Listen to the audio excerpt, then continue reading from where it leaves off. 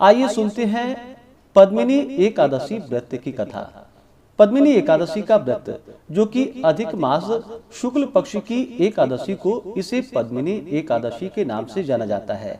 साथ ही इसे कमला एकादशी, पुरुषोत्तमी एकादशी, हरि वल्लभा एकादशी आदि नामों से जाना जाता है। इस बार जेठ मास के महीने में, जो कि अधिक मास पड़ा है, इस एकादशी का बड़ा ही विशेष महत्व माना गया है। जो भी भक्त सच्ची श्रद्धा के साथ अधिक मास, पुरुषोत्तम मास, मल मास में पद्मिनी एकादशी का व्रत धारण करते हैं, व्रत में नियमों का पालन करते हैं, कथा आदि श्रवण करते हैं, तो यह व्रत सभी प्रकार के पापों को नष्ट करने वाली है तथा सभी प्रकार के मनोरथ को भी सिद्ध करने वाली है। इस व्रत के प्रभाव से प्राणी बंधन मुक्त हो संसार सागर से पार होकर स्वर्ग को प्राप्त करता है।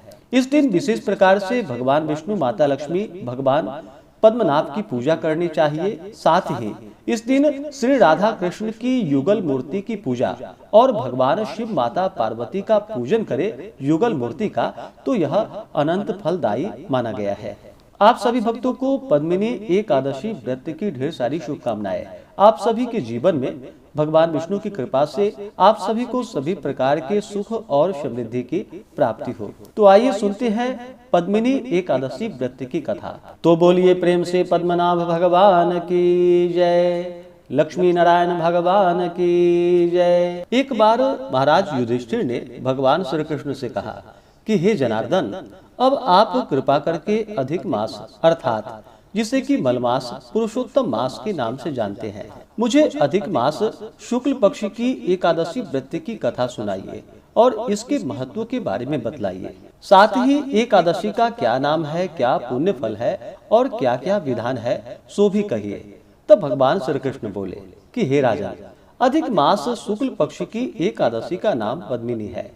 इसके व्रत में भगवान पद्मनाभ की पूजा होती है। इस व्रत की कथा इससे पूर्व महर्षि नारद से कह चुका हूँ। दशमी के दिन से ही यह व्रत आरंभ हो जाता है, यानी दशमी को एक बार खीर का भोजन करना चाहिए, ब्रह्मचर्य धारण कर पृथ्वी पर सोना चाहिए। एकादशी को प्रातः उठकर शौच आदि से निवृत्त हो दातून करे और कम से कम 12 कुल्ले करके मुंह को शुद्ध करे। किसी नदी, कूप अथवा सरोवर में स्नान करना चाहिए। गोमय यानी कि गाय का गोबर, मृतिका यानी कि मिट्टी, तिल, कुश और आंवले के चूर्ण से विधिवत स्नान करना चाहिए। स्नान के पूर्व मृतिका का लेपन करे और प्रार्थना पूर्वक स्मरण करे कि हे मृतिके, भगवान ने वाराह रूप धारण कर तुम्हारा उद्धार किया है। ब्रह्मा एवं कश्यप द्वारा आप अभिमंत्रित की गई हो, अतः आप मुझे भगवान की पूजा करने की शक्ति प्रदान करो। हे ब्रह्मा के मुख से उत्पन्न होने वाली और समस्त संसार को पवित्र करने वाली, आप मेरे अंगों को पवित्र और शुद्ध करो। हे शंख, चक्र, गदा एवं पद्मधारी देवादिदेव जगन्नाथ, आप मुझे स्नान करने की आज्ञा दे। इस प्रकार कहकर वरुण मंत्र का जप करता हुआ स्नान करे। गंगा आदि उत्तम तीर्थों के अभाव में उनका स्मरण करता हुआ स्नान करे और धोया हुआ साफ वस्त्र धारण करे। संध्या वंदन आदि नित्य कर्मों से निवृत्त हो भगवान के मंदिर में जाकर उनकी पूजा करे। राधिका सहित भगवान की स्वर्ण प्रतिमा अथवा शंकर सहित पार्वती की स्वर्ण प्रतिमा का विधिवत पूजन करे।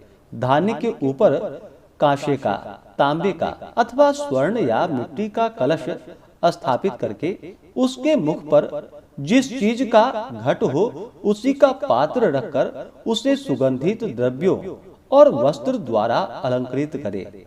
तब उसके ऊपर भगवान की प्रतिमा स्थापित कर विधिवत पूजन करे। पुष्प, गंध और ऋतु फलों का यथाशक्ति नैवेद्य लगावे और फिर भगवान के सम्मुख रात भर जागता हुआ नृत्य करे। उस दिन किसी पतित अथवा ऋतुमती स्त्री का स्पर्श न करे, मिथ्या भाषण एवं देव गुरु की निंदा न करे।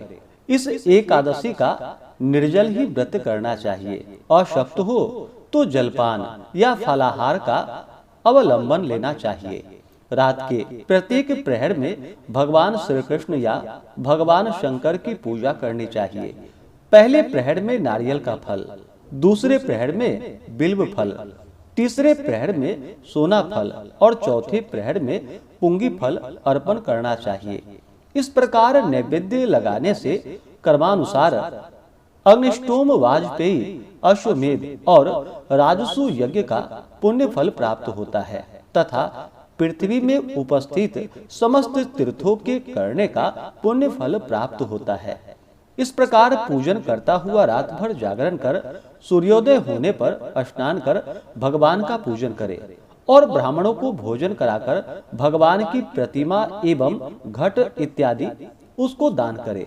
हे राजन, पद्मिनी एकादशी के विधि का विधान तो मैंने समुचित तुमसे कह दिया। अब इसी विषय की एक आख्यायिका जिसको महर्षि पुलस्त ने नारद जी से कहा था और जो अत्यंत ही सुंदर और पवित्र है, वह मैं तुमसे कहता हूँ। तुम ध्यान पूर्वक सुनो। एक बार कार्तवीर्यार्जुन ने रावण को बंदी बना लिया था और पुलस्त ने जाकर उसे मुक्त कराया था। इस कथा को सुन नारद जी ने पुलस्त जी से पूछा कि हे भगवान, यह बात मेरी समझ में नहीं आती कि त्रिलोक के विजयी रावण को कार्तवीर्य ने किस प्रकार बंदी बना लिया था।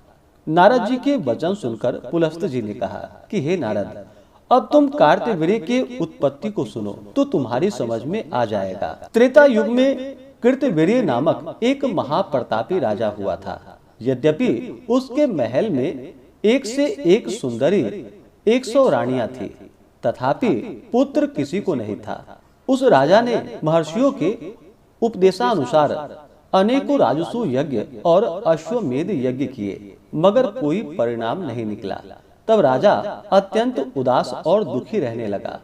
सोचते सोचते तप करने के लिए जाने का निश्चय कर राज्य का भार मंत्री के मत्थे दे दिया और फिर तपस्या करने को चला गया।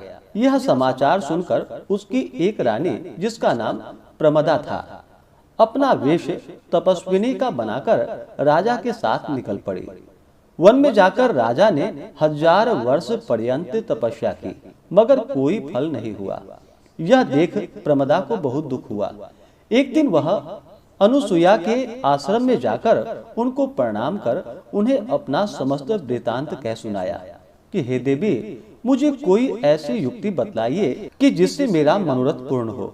रानी की समस्त राम कहानी सुनकर देवी अनुसुईया ने कहा कि तुम अधिक मास, जो 32 महीने के बाद आता है और उनमें 2 एकादशियां होती है, पद्मिनी और परमा, ये दोनों ही एकादशियां अतुल और अक्षय फल को देने वाली है। अस्तु, तुम इन दोनों ही एकादशियों का व्रत कर भगवान का पूजन और भजन कीर्तन कर रात्रि में जागरण करो, तुम्हारी मनोकामना अवश्य ही पूरी होगी। रानी देवी अनुसुईया से व्रत का विधान सुनकर अपने आश्रम में आई और पद्मिनी का व्रत निराहार और निर्जल रहकर रात्रि जागरण और कीर्तन किया। व्रत के समाप्त होते ही भगवान कमलनाथ प्रकट हुए और रानी से कहा कि हे रानी, वर मांगो।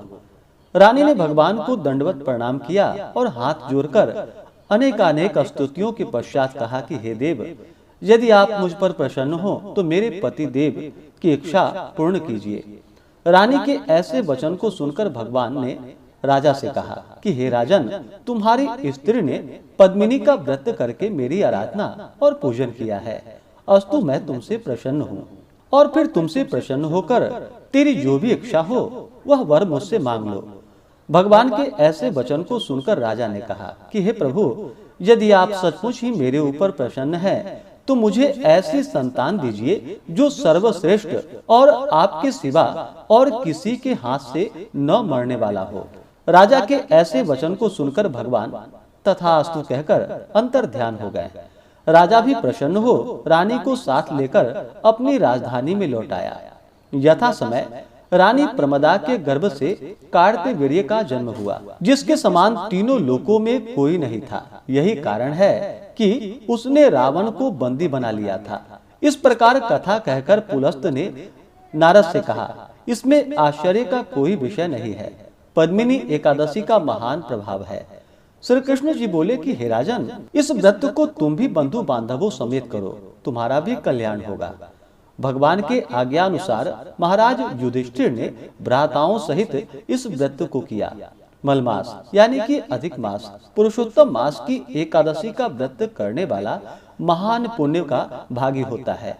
जो लोग इस कथा को पढ़ते हैं एवं सुनते हैं, उनका भी कल्याण होता है। तो बोलिए प्रेम से भगवान विष्णु की जय।